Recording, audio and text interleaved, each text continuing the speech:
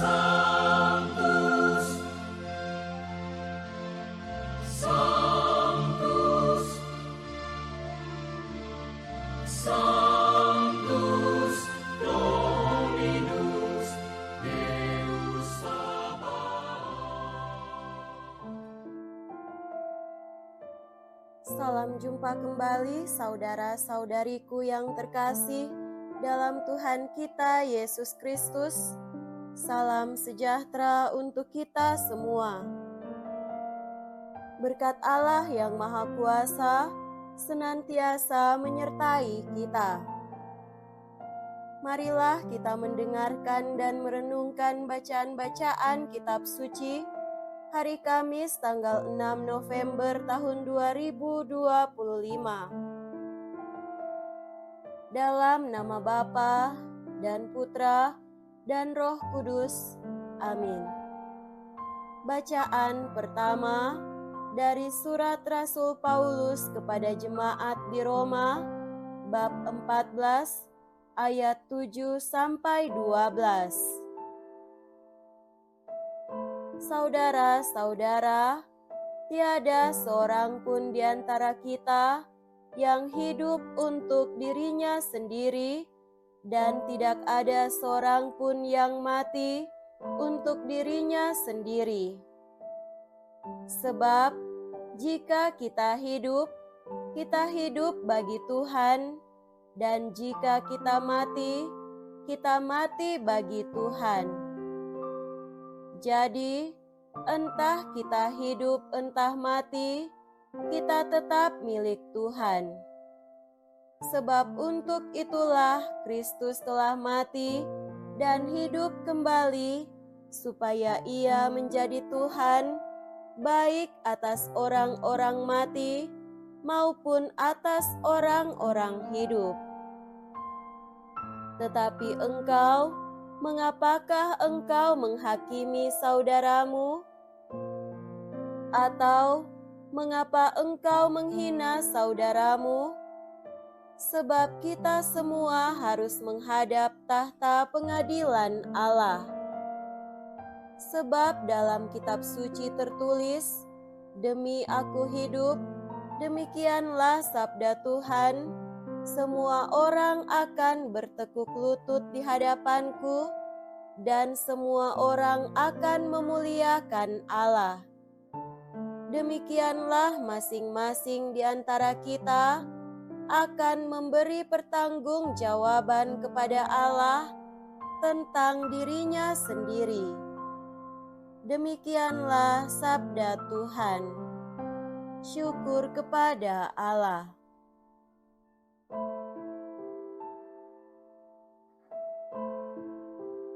Semoga Tuhan beserta kita sekarang dan selama-lamanya. Inilah Injil suci menurut Santo Lukas. Dimuliakanlah Tuhan.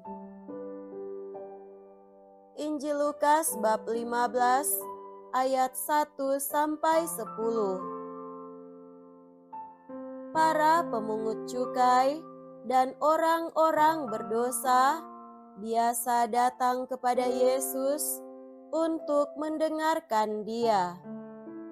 Maka bersungut-sungutlah orang-orang Farisi dan ahli-ahli Taurat, katanya, "Orang ini menerima orang-orang berdosa dan makan bersama dengan mereka." Maka Yesus menyampaikan perumpamaan berikut kepada mereka. "Siapakah di antaramu yang mempunyai 100 ekor domba, lalu kehilangan seekor, tidak meninggalkan yang 99 ekor di padang gurun, dan pergi mencari yang sesat itu sampai ia menemukannya? Dan kalau telah menemukannya, ia lalu meletakkannya di atas bahu dengan gembira.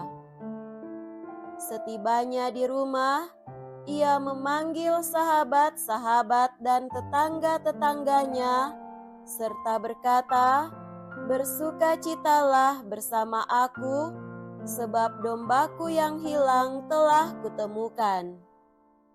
Aku berkata kepadamu, demikian juga akan ada sukacita di surga karena satu orang berdosa yang bertobat, lebih daripada sukacita karena 99 orang benar yang tidak memerlukan pertobatan.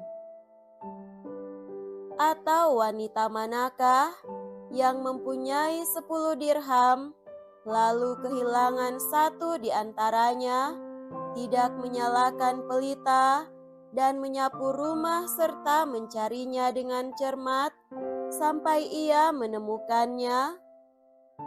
Dan kalau telah menemukannya, ia memanggil sahabat-sahabat dan tetangga-tetangganya serta berkata, "Bersukacitalah bersama aku, sebab dirhamku yang hilang telah kutemukan." Aku berkata kepadamu, demikian juga akan ada sukacita pada malaikat Allah karena satu orang berdosa yang bertobat. Demikianlah sabda Tuhan. Terpujilah Kristus.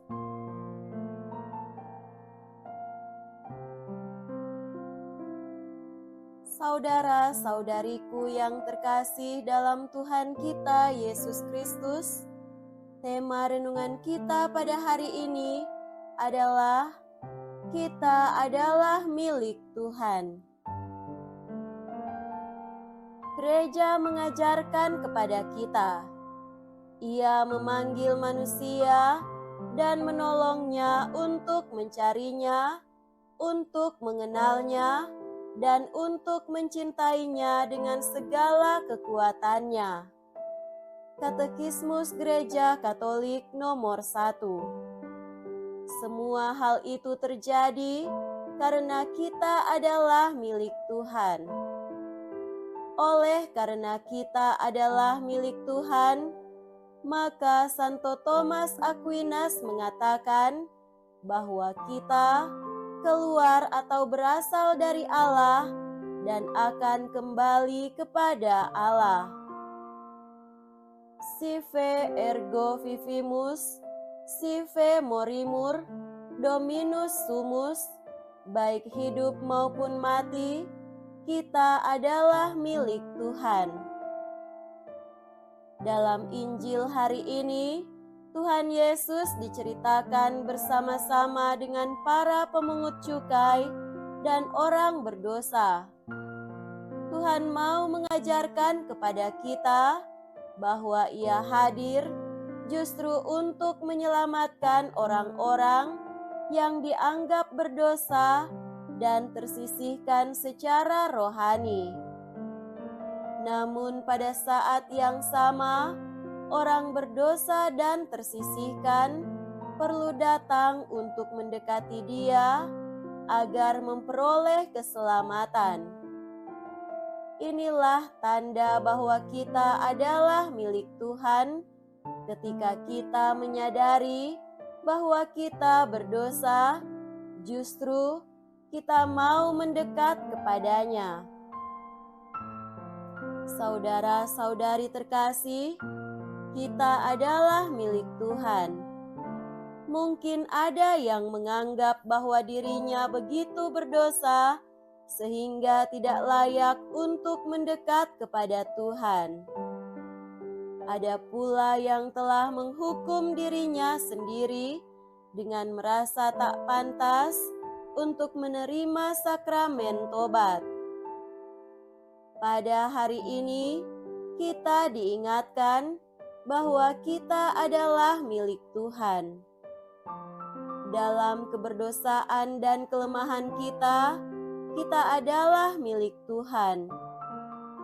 Oleh karena kenyataan ini, kita terus-menerus diundang untuk bertobat.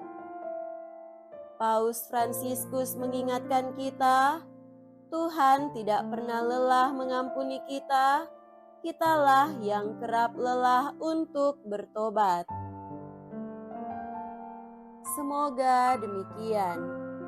Amin. Dalam nama Bapa dan Putra dan Roh Kudus. Amin.